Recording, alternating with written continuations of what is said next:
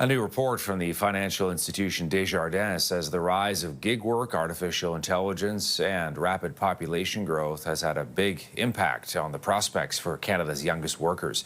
This latest labour force survey from Statistics Canada shows unemployment for workers between the ages of 15 and 24 is now at a 15-year high outside of the COVID pandemic.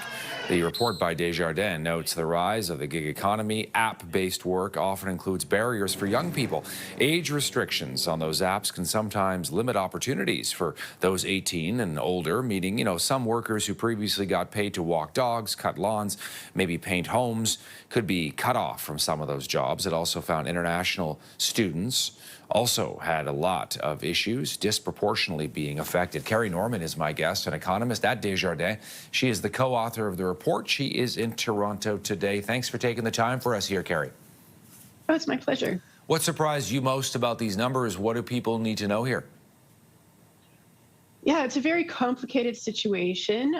Youth unemployment typically is higher than unemployment for older workers, and that's to be expected as youth have less experience and they're coming in and out of the job market depending on their educational needs. But really looking at the drivers of that was something that we hadn't really looked at as much in detail before.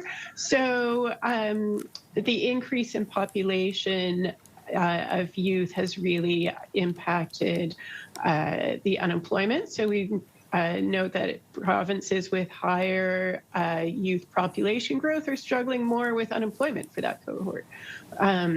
But also the impact of the gig economy and AI. Yeah, I was going to ask you about the gig economy and AI and sort of how that impacts young people directly. Are there any examples you can provide? Well, yeah, exactly. I mean, I'm a parent of 4 Gen Z kids. My youngest loves animals, would love to join one of these apps and do some dog walking, cat sitting, but there's minimum ages on all of these apps that we looked at, and they're usually like 18, 19, 20 years old. And so, so teens in particular are just locked out of this type of work. How about artificial intelligence, generative AI as it's known as, and how that also may be getting rid altogether of certain jobs that younger people, entry-level jobs, administrivia, so to speak, type of jobs that people would, get when they're young in order to get their hands into a business or start at a company. And now that stuff is all being done, or soon will be done potentially, by artificial intelligence, Kari. Yeah, there's a good report out of the States that was released just last week, so fresh off the presses, about the impact of AI. And what they found was that for older workers, it was a real tool that they used to advance their careers, whereas for younger workers, they were much more at risk of not being able to obtain a job because of Gen AI.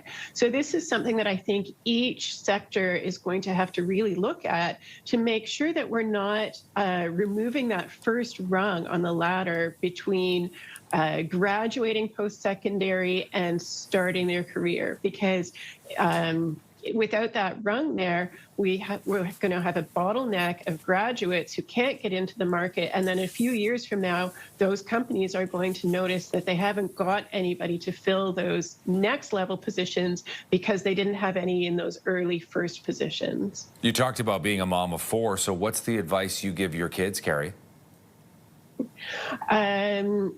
Yeah, just work hard and try. And there's nothing wrong with pivoting to staying in school longer or choosing a different path if that suits them. Great to have you with us here on CTV News and give us your take on this report and some of the takeaways for people who may be out there looking for work in that age demographic, or their parents as well who may be watching. Thank you for this, Kari. Oh, my pleasure. Kari Norman is an economist at Desjardins. All right.